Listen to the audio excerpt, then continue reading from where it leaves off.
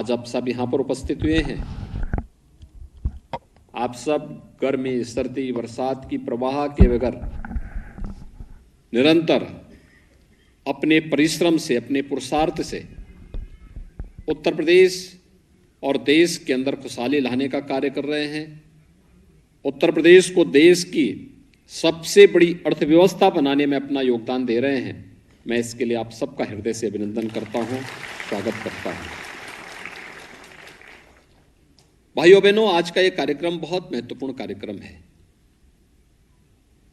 देश की सहकारिता आंदोलन को पुनर्जीवित करने का एक अभियान है और हमारा अन्नदाता किसान वह किसी के सामने हाथ फैलाएगा नहीं, बल्कि जहां पर जिस व्यवस्था के साथ वो जुड़ा है उस व्यवस्था का मालिक बनाने का एक अभियान भी आपके लिए है।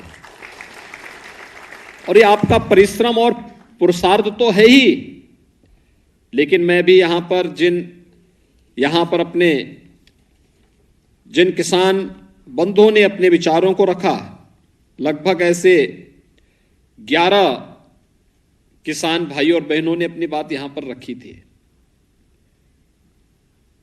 ऐसा कोई कह ही नहीं सकता कि किसान है, यानी किसान तो हैं, लेकिन जिस वाक्पटुता का परिचय उन्होंने दिया वो अत्यंत अभिनंदनीय है। मुझे लगता है कि आप ऐसे बोलने लग जाएंगे तो तमाम नेताओं को रिटायरमेंट की तरफ जाना पड़ेगा फिर से।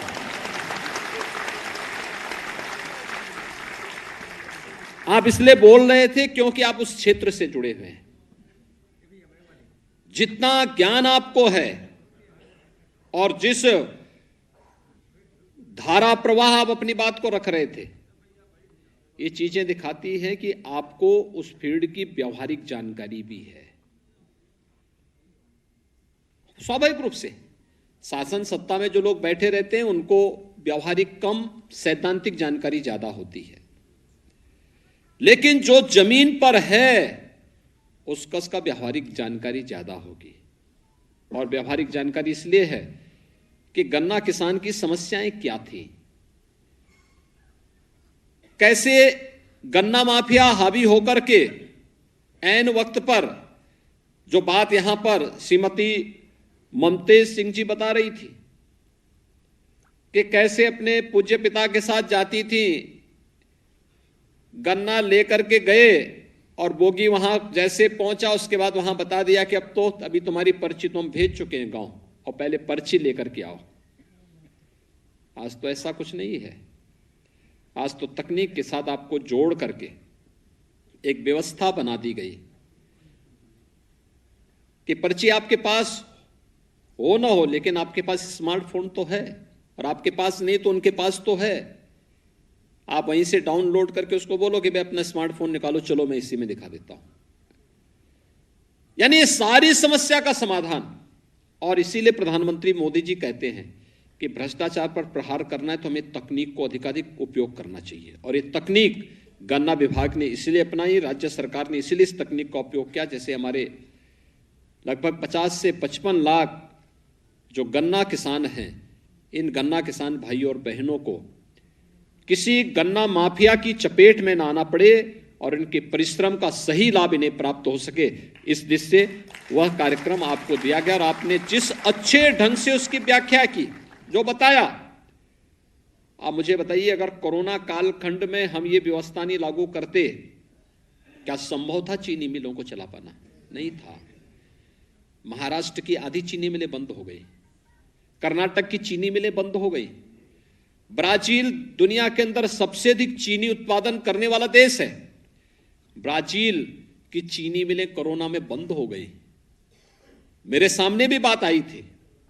मैंने उस समय के गन्ना मंत्री और अपर मुख्य सचिव श्री संजय भूस रेड्डी जी को बुलाया, गन्ना विभाग के अधिकारियों को बुलाया।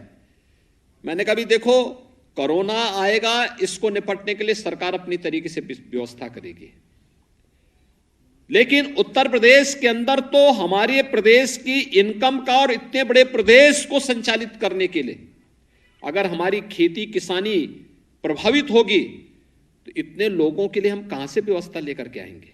और ठीक है, हम फ्री में राशन की व्यवस्था करा देंगे, हम सब कुछ कर लेंगे, लेकिन राशन ही पर्याप्त नहीं है। उस व्यक्ति के हाथ को कार्य भी चाहिए। वह बैठे बैठे घर में जिसने जिंदगी भर मेहनत की है, वह बैठे बैठे खाएगा नहीं। उसके लिए मेहनत करने के लिए हमें जगह भी देनी पड़ेगी और उसको एक व्यवस्था देनी पड़ेगी जिससे उससे मन में ये भावना आए कि देखिए चीनी मिल भी बंद हो गई, किसान अपने गन्ने को क्या करेगा।